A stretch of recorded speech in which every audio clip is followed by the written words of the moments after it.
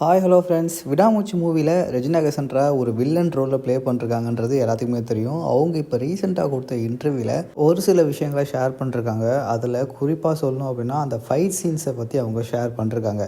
படத்தில் மொத்தமாகவே 4 fight scene தான். ஆனால் இடையில வர சின்ன சின்ன சீன்ஸ்லாம் வந்து ஃபைட் சீனாக இருக்காது. சாதாரணமாக ஒரு மேன் டு மேன் ஃபைட் பண்ணால் எப்படி இருக்குமோ அந்த மாதிரி சீன் இடப்பட்ட கேப்பில் வரும் அப்படின்ற மாதிரி சொல்லியிருந்தாங்க. குறிப்பாக அவங்க சொன்னது என்ன அப்படின்னா, தலையை விட அர்ஜுனுக்கு இந்த படத்தில் வர ஒரு ஃபைட் சீன் ரொம்ப கிளாஸியாகவும் ஃபாஸ்ட்டாகவும் இருக்கும் அப்படின்ற மாதிரி சொன்னாங்க. அது என்ன மாதிரியான சீனாக இருக்குன்னு பார்த்தா, நம்ம ட்ரெய்லரில் எவ்வளோ பார்த்துருப்போம். அர்ஜுன் வந்து இந்த ஜெயிலில் இருக்கிற காஸ்டியூம் ஷர்ட் போட்டிருப்பாரு. அதில் வந்து ஒரு ஃபைட் சீனும் இருக்கும்.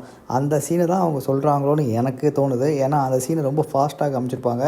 அதே போல் ஃபாஸ்ட்டாக தலை இன்னொரு பக்கம் ஃபைட் பண்ணுற மாதிரியான சீனையும் காமிச்சிருப்பாங்க. மேபி அது ரெண்டும் பேரலாக நடக்கிறதா என்னன்றது தெரியல. இதை தவிர்த்து பெருசாக அவங்க இன்டர்வியூவில் ஷேர் பண்ணவே இல்லை. எதுவுமே படத்தோட ஸ்கிரிப்டையோ இல்லை படத்தோட சஸ்பென்ஸை பற்றியோ எதுவுமே அவங்க உடைக்கவே இல்லை. ரொம்ப ஸ்மூத்தாக அந்த இன்டர்வியூவை முடிச்சிட்டாங்க. ஸோ லைக்கா பொறுத்த வரைக்கும் பெருசாக வந்து ப்ரொமோஷன் பண்ணாமல் தான் இருக்காங்க விடாமூச்சி மூவிக்கு.